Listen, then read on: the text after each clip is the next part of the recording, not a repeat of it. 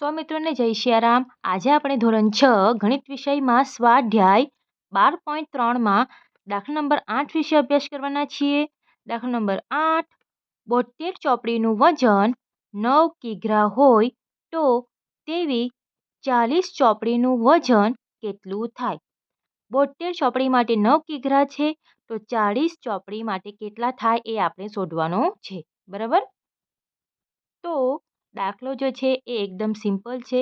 આપણે અહીંથી પદ લખીશું કે 72 ચોપડીનું વજન બરાબર 9 કિગ્રા માટે 40 ચોપડીનું વજન બરાબર આપણે શોધી લઈશું. બરાબર? એકદમ સિમ્પલ દાખલો છે. અહીં જુઓ, ચોપડી અને ચોપડી 2 છે, એટલે જે સંખ્યા જે નામ 2 વાર હોય તમારો આગળ લખાય હંમેશા, અને જે શોધવાનું હોય એ પાછળ લખાય. એટલે શું આવશે એમાં કે ચોપડી કેટલી છે? 72. તો 72 ચોપડીનું વજન બરાબર 9 કિગ્રા. કિગ્રા એટલે કે કિલોગ્રામ માટે 40 ચોપડીનું વજન બરાબર. સૌથી પહેલાં અહીં જે કિંમત હોય તમારે લખી લેવાની, ત્યાર પછી ગુણાકાર નિશાની કરી લેવાની.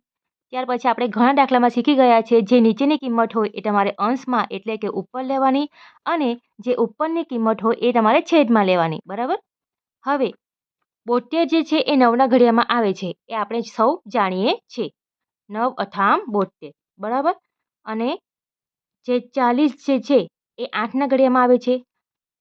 આવું નહીં સમજ પડે તો જે મોટી સંખ્યા છેદમાં હોય એને સૌથી પહેલાં તમારે અવયવ પાડી લેવાના. બરાબર? 9 અઠામ 72. ત્યાર પછી ઉપર કેટલા છે? 9 ગુણ્યા. હવે 40 જે છે એ 8ના ઘડિયામાં આવે છે કે એ તમારે જોવાનો. બરાબર? તો 40 જે એ 8ના ઘડિયામાં આવે છે, 8 પચામ 40. બરાબર?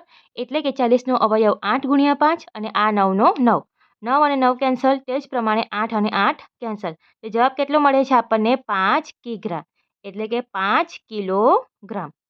તો જવાબ શું મળશે કે 40 ચોપડીનું વજન કેટલું? તો કેટલું એટલે 5 કિગ્રા થાય.